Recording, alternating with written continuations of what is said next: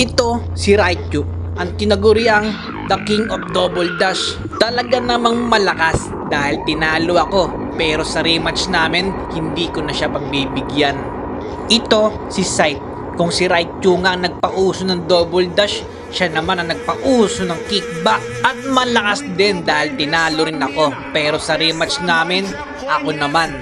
Ito naman si Solo Boy. Oh, teka lang dito nanalo na ako. Ang kaso nga lang, Minions. Pero sa rematch namin, hindi na magiging Minions ang resulta dahil ako na mismo babasag ng tori niya.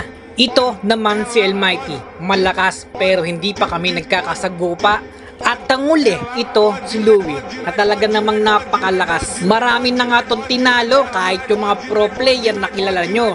At aantayin ko ang laban namin. Lahat ng tugad na to, pagsamasamahin ang lahat ng nabanggit, ganon ako kalakas. Oh, teka lang matagal ko nang ginagawa yung ganitong content, baka hindi nyo pa din magets. Dahil ako, si Captain Els, ang nag-iisang kapitan ng Barangay Land of Dawn. Kwento ko to, dapat ako ang bida. Hindi ako top Philippines sa Tube, pero top global ako sa Tube. Paano nangyari yun?